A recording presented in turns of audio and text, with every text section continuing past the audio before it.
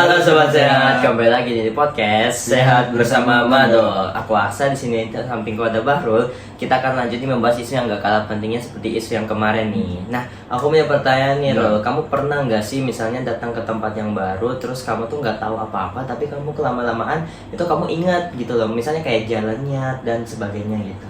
Nah, mungkin aku sering sih, apalagi saat gak ada kerjaan, gabut, aku mengunjungi satu tempat atau salah satunya tempat yang belum aku kunjungi sebelumnya. Nah, pasti aku gak tahu jalannya ya. Aku pasti lihat di Google Maps dulu.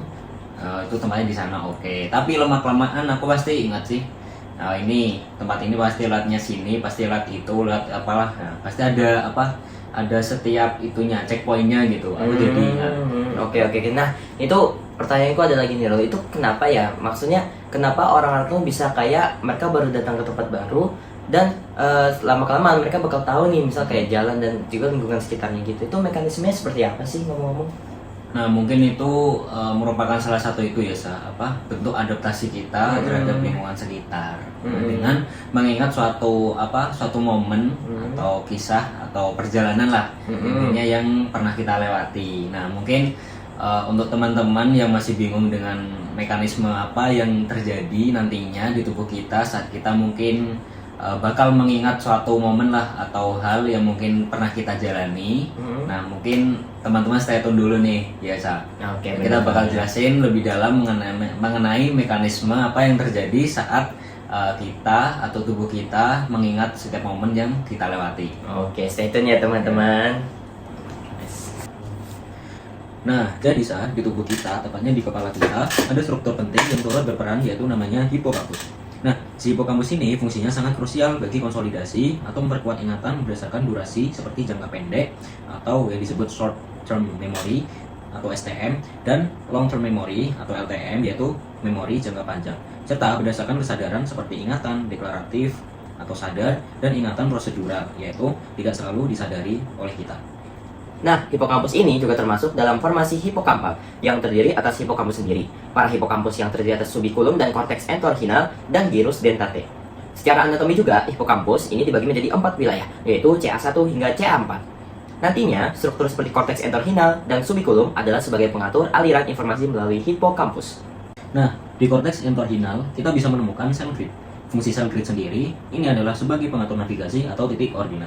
Selain itu, di dalam hipokampus sendiri ada sel place yang fungsinya yaitu sebagai penanda lokasi atau tempat.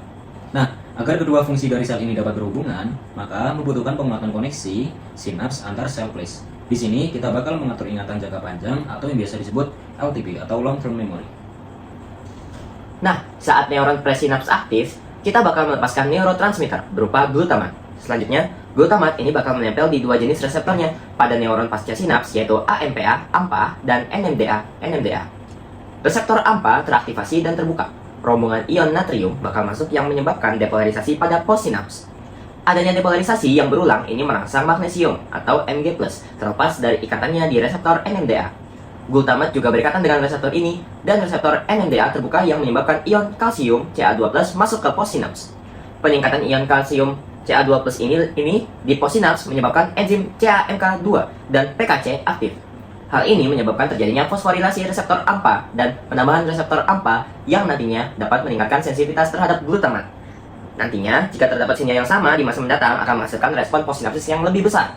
Untuk ingatan jangka panjang atau LTP, kalsium Ca2+ juga mengaktifkan CREB atau Chem Response Element Binding Protein. Nantinya, CREB ini menginduksi protein baru seperti BDNF yang menghasilkan spine baru atau remodeling sinaps.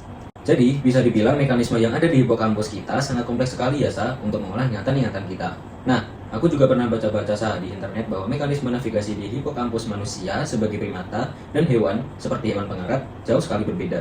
Nah, bagaimana sebenarnya otak primata menavigasi ruang di sekitarnya melalui hipokampus, dan mengapa cara ini berbeda dari cara hewan seperti tikus? Karena membuat navigasi manusia atau primata lebih visual dan kognitif.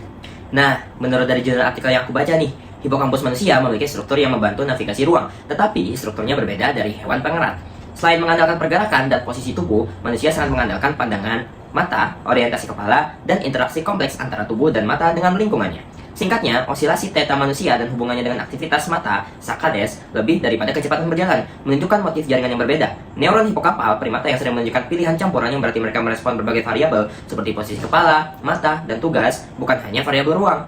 Oleh karena itu, navigasi ruang manusia dan primata tampaknya lebih kognitif dan terhubung visual dibandingkan dengan model tikus tradisional. Selain itu, menurut artikel jurnal yang aku baca, terdapat sebuah penelitian besar pada orang dengan gangguan memori ringan atau MCL, menunjukkan bahwa individu dengan bukti patologi Alzheimer paling sulit melakukan navigasi alokentris, yaitu navigasi berdasarkan peta dunia luar daripada arah badan. Pemicu utama adalah atrofi di entorhinal cortex dan hipokampus bagian posterior.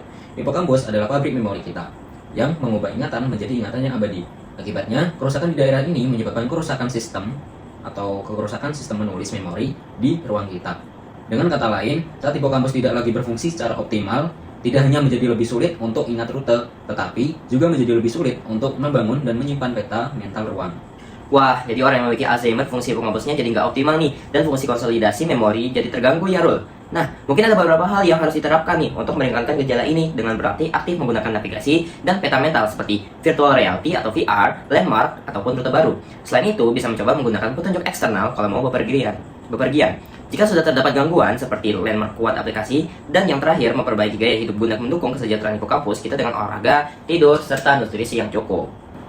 Nah, jadi seperti itu teman-teman mekanisme yang dilakukan oleh tubuh kita untuk konsolidasi atau memperkuat ingatan khususnya di organ hipokampus kita. Nah, selain itu dengan proses penguatan kita atau hipokampus kita itu juga dibantu oleh beberapa variabel seperti variabel posisi, mata, dan kepala. Nah, jadinya nanti dapat menguatkan navigasi ruang kita terhadap lingkungan sekitar. Selain itu, khusus bagi penderita Alzheimer, mungkin bisa melakukan beberapa terapi seperti menggunakan VR yang sifatnya menstimulasi rute dan landmark dan melakukan aktivitas fisik serta meningkatkan gaya hidup sehat untuk mencerdaskan otak kita secara tepat. Oke, baik. Nah, mungkin cukup sampai sini dulu ya untuk penjelasan kita kali ini. Kita akan lanjut ke video selanjutnya. Oke, dengan kasus yang baru juga. Oke, terima kasih telah menonton dan jangan sampai jumpa di podcast Sehat Bersama Mado. Sampai jumpa teman-teman.